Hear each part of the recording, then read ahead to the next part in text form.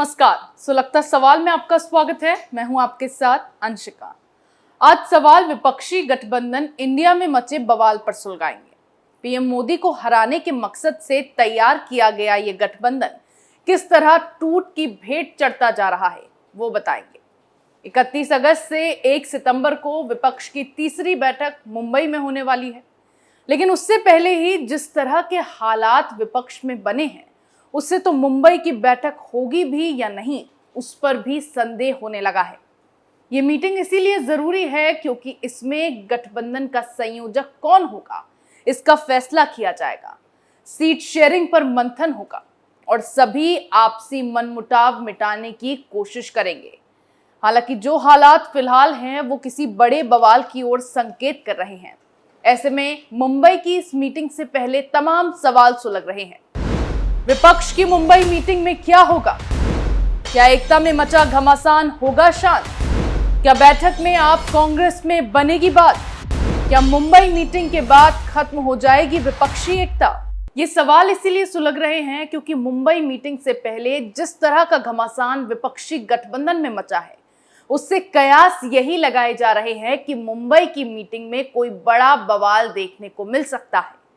Meeting पर सबकी निगाहें टिके होने के दो आधार हैं। एक कि मुंबई की बैठक में संयोजक के नाम पर मुहर लग सकती है और दूसरा इस बार मीटिंग में वो दो दल आमने सामने होंगे जो दुश्मन से नए नए दोस्त बने थे और अब दोस्त से फिर दुश्मन बन गए हैं।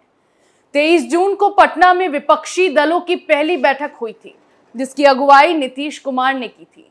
उसमें केजरीवाल मीटिंग छोड़कर भाग गए थे। फिर पिछले दिनों जब बेंगलुरु में बैठक हुई तो नीतीश कुमार को मीटिंग से गायब देखा गया। लेकिन इस बार की परिस्थितियां और भी ज्यादा बिगड़ी हुई हैं क्योंकि जो विपक्षी दल राष्ट्रीय स्तर पर एक साथ हैं वहीं राज्य के स्तर पर आपस में भिड़ते दिखाई दे रहे हैं। विपक्षी एकता में सबसे बड़ा रोड़ा इस वक्त पीएम पद बना हुआ है क्योंकि पीएम पद एक है और इसके दावेदार अनेक। टीएमसी ने तो पीएम पद के उम्मीदवार के तौर पर ममता बनर्जी के नाम की घोषणा तक कर दी है जिससे विपक्षी गठबंधन में खलबली मची हुई थी। इस पर चार चांद कांग्रेस पार्टी ने तब लगा दिए जब कांग्रेस नेता अलका लांबा ने अपने बयान में इस बात का खुलासा कर दिया कि दिल्ली की सभी 7 लोकसभा सीटों पर कांग्रेस चुनाव लड़ेगी, जो आम आदमी पार्टी के लिए सबसे बड़ा झटका था। हालांकि कांग्रेस पार्टी ने लांबा के बयान का खंडन किया क्योंकि कांग्रेस की मीटिंग में ये बात सीक्रेट रखने को कहा गया था। ऐसे में कांग्रेस की चालाकी पर आम आदमी पार्टी के नेता भड़क गए और गठबंधन से अलग होने की धमकी दे दी। भले ही औपचारिक तौर पर आप विपक्षी गठबंधन इंडिया से अलग नहीं हुई है, लेकिन जिस तरह से अब अरविंद केजरीवाल कांग्रेस के धोखे का बदला ले रहे हैं वो सीधे तौर पर गठबंधन इंडिया की तीसरी बैठक में बवाल की ओर इशारा कर रहा है। कांग्रेस ने दोस्ती के रूप में केजरीवाल को धोखा देकर अपनी दुश्मनी निभाई है और अब केजरीवाल भी बाकी राज्यों में कांग्रेस के खिलाफ मोर्चा खोलकर उस धोखे का बदला लेने लगे हैं। ये बात सब जानते हैं कि पिछले कुछ समय में कांग्रेस का खेल आम आदमी पार्टी ने ही बिगाड़ा था। हालांकि कुछ मजबूरियां कांग्रेस की थी और कुछ आम आदमी पार्टी की, जिसकी वजह से दोनों को हाथ मिलाना पड़ा और एकता का नाटक करते दिखाई दिए। लेकिन विपक्ष में कितनी एकता है वो हाल के दिनों में दिखाई पड़ गया है।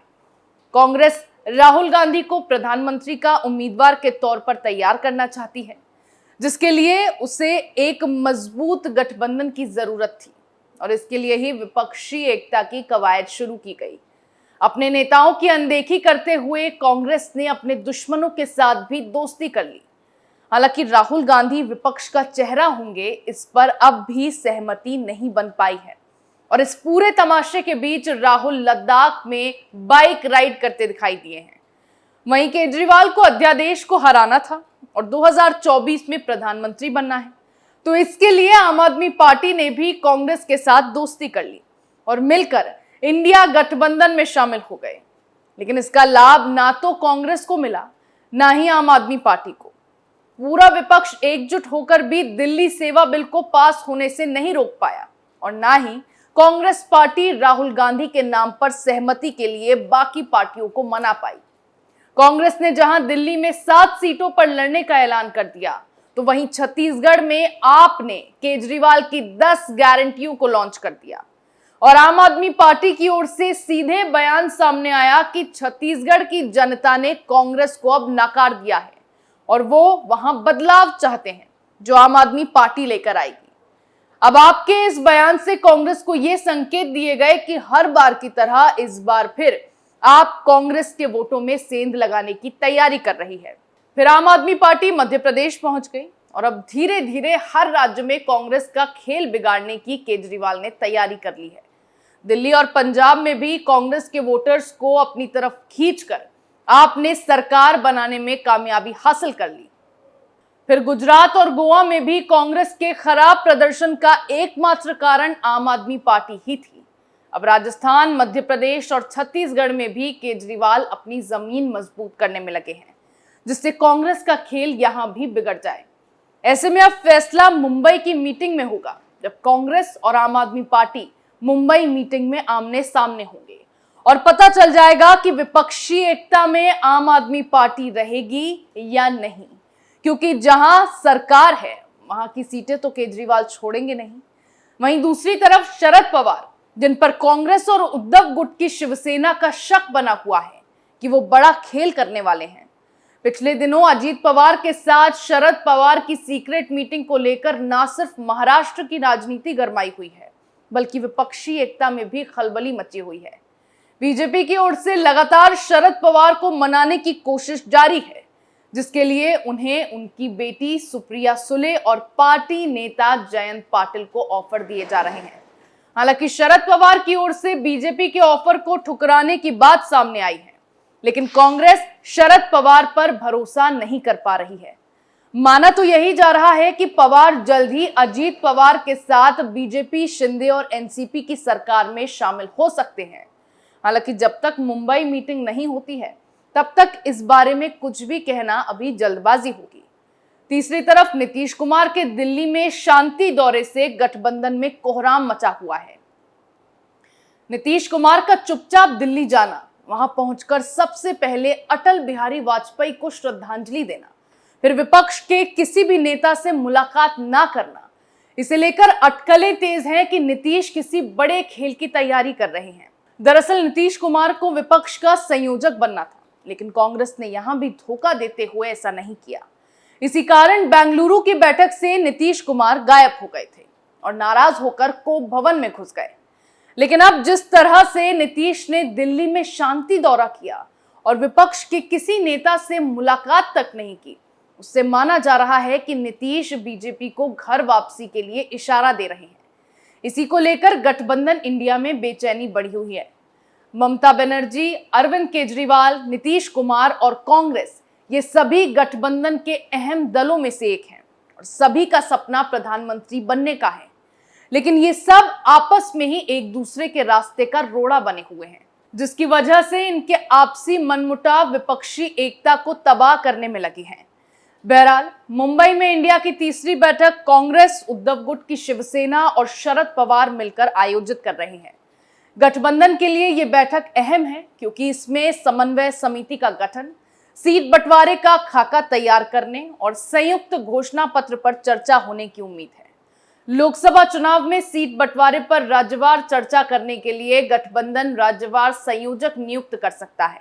जानकारी के मुताबिक हर राज्य के लिए संयोजक नियुक्त किया जाएगा। ये संयोजक राज्य के घटक दलों के साथ चर्चा कर खाका तैयार करेगा। इसके बाद गठबंधन की समन्वय समिति सीट बंटवारे पर चर्चा कर अंतिम रूप देगी। गठबंधन मुंबई बैठक में संयुक्त घोषणा पत्र तैयार करने के लिए किसी वरिष्ठ नेता को संयोजक बना सकती है। समिति सभी पार्टियों से चर्चा कर घोषणा पत्र का खाका तैयार करेगी। गठबंधन की कोशिश है कि इंडिया एक घोषणा पत्र पर चुनाव लड़े ताकि भाजपा के गठबंधन में मतभेदों का जवाब दिया जा सके। इन सब के बीच गठबंधन देशवासियों को एकजुटता का संदेश देने को लेकर भी गंभीर है। बैठक में एकजुटता को लेकर भी चर्चा होगी। विपक्षी दलों की कोशिश है कि सरकार के खिलाफ किसी भी मुद्दे पर पूरा इंडिया गठबंधन एक सुर में बोले ताकि गठबंधन को लेकर लोगों में विश्वास बढ़े।